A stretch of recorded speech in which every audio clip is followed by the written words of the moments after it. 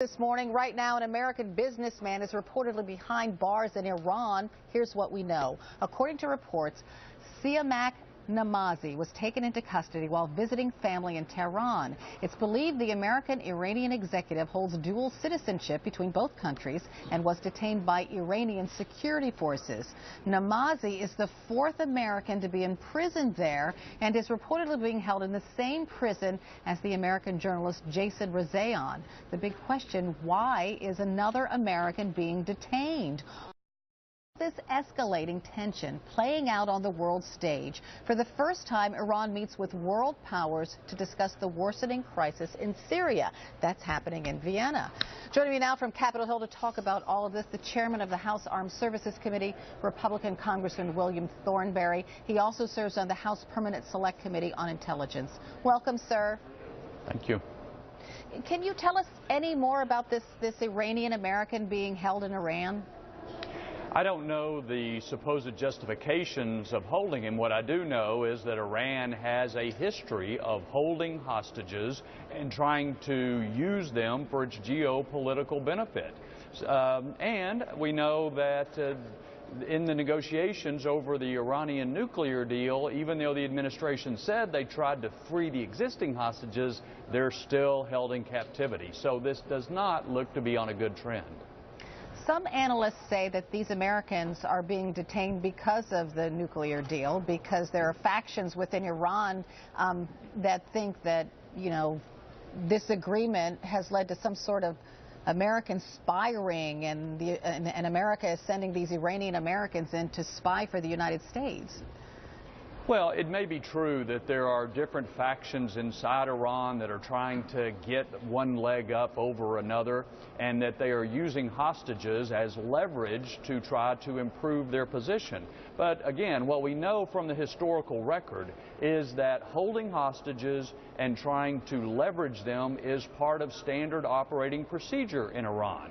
And so, as we go into these negotiations over Syria, the big issue is, do we go in from a position of strength?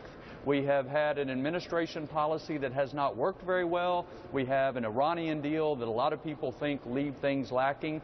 And just last week, the President vetoed our defense bill that supports our own military. So if you're Iran, why not take another hostage? Because it doesn't look like the United States is willing to stand up to you. What should the United States do to free these 4 Americans being held hostage in Iran? Well, the key thing is we've got to enter into this and other negotiations from a position of strength. Not try to give the Iranians greater respectability on the stage while they're holding hostages as political leverage. For example, just after the UN approved the Iranian nuclear deal, Iran launched a missile that clearly violated its commitments to the UN. And the administration did nothing. So you've got to push back against this. And you've got to strengthen our own military. How should the administration have pushed back in that case? There should have been an immediate meeting of the UN Security Council, immediate discussion about further sanctions on Iran, because they have clearly violated what they promised to do as far as missiles go. And if they can get away with violating one agreement, why not get away with the rest? Why not get away with holding hostages? All of this behavior is linked, and until there is a strong pushback from our administration, and until our administration signals that it's willing to defend our interests in Syria and elsewhere, Iranians and the Russians and the Chinese are going to continue to get away with what they can get away with. Okay, well, my final question is about these talks that are going on in Vienna right now, and included in those talks are the United States, Iran, and Russia. So Iran was invited to the table. Should Iran have been invited to the table in Vienna?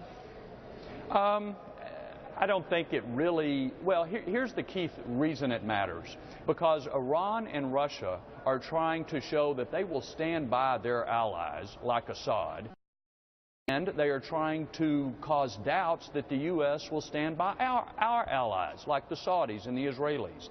So the fact that we invited the Iranians into these talks creates further doubt about how willing we are to be a reliable friend and ally and cause dissension within the community of nations that support the United States. I think that's the effect of it.